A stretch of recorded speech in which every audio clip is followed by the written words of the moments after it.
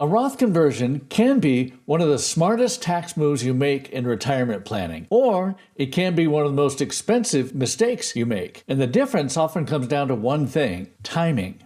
In this video, I'm going to walk you through 5 situations where a Roth IRA may be worth considering, and several situations where you may be better off waiting or not converting at all. The answer is not the same for everyone, and getting it wrong can create costs you might not notice until tax time.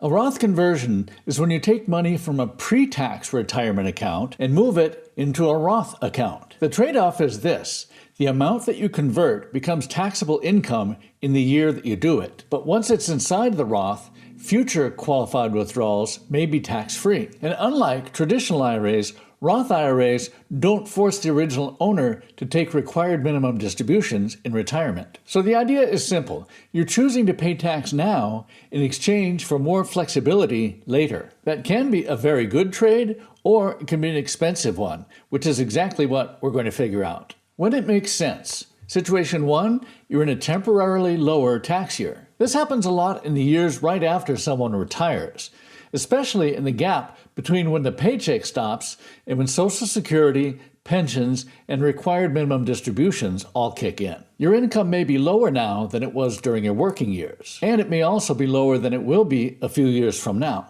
That gap can create a planning window, but it's almost never an all or nothing decision. The question is not, should I convert all of my IRA? It's how much, if anything, makes sense to convert this year. Because every dollar you convert is a dollar added to your taxable income. Too little, and you may miss an opportunity. Too much, and you may push yourself into a tax situation you'd rather avoid. Situation 2, you want to reduce future RMD pressure. Traditional IRAs eventually require you to take distributions, whether you need the money or not. Those withdrawals are taxable. And for people with larger IRA balances, that mandatory income can create pressure later, especially if it stacks on top of Social Security, pensions, or investment income. A Roth conversion can reduce the size of your traditional IRA over time. A smaller IRA may mean smaller future RMDs. Situation 3, you can pay the tax from outside the IRA. If you convert $50,000 and have cash or taxable investment assets available to pay the tax bill,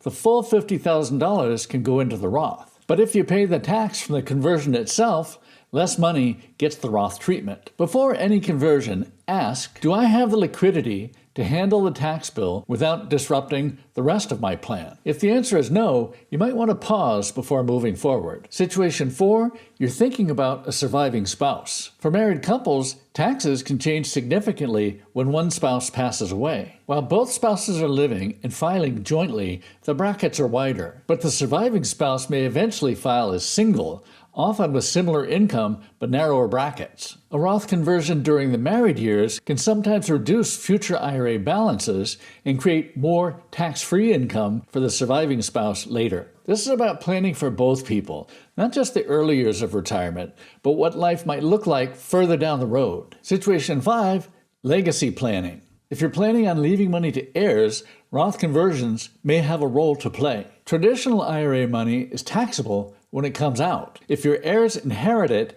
they may have to pay tax on those withdrawals under the inherited IRA rules. A Roth IRA may be more efficient for them, depending on the rules and their own tax situation. That said, I would never put this first. Your own retirement security comes before tax benefits for heirs. But if you have surplus IRA assets and a family legacy goal, a Roth conversion can be part of a broader tax strategy. Now let's talk about when you might want to put the brakes on. If you're already in a high-income year, adding a conversion on top of existing income may just make an expensive year more expensive. In that case, waiting for a better tax year may be smarter than forcing a conversion when the timing is wrong. If you're on Medicare or approaching it, be aware of IRMAA, the income-related adjustment that can increase your Part B and Part D premiums when income crosses certain thresholds. A Roth conversion can trigger those higher premiums. The conversion may still make sense, but Medicare costs should be part of the calculation. The tax bill is not the only cost to consider. If you're going to spend the money soon,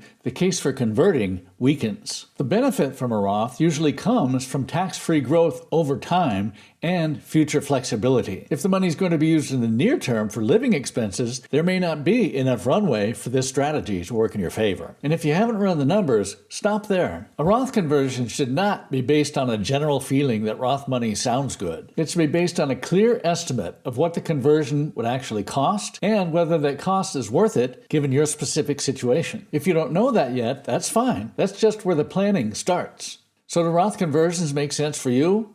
Maybe. I know that's not the answer you might be looking for, but it's the honest one. It only makes sense if the tax you pay today is worth the flexibility you may gain later, and that calculation looks different for everyone. Getting it right requires looking at your actual situation, your income, your tax bracket, your Medicare costs, your spouse, and the years ahead. For complete guides on traditional and Roth IRAs, watch these videos next.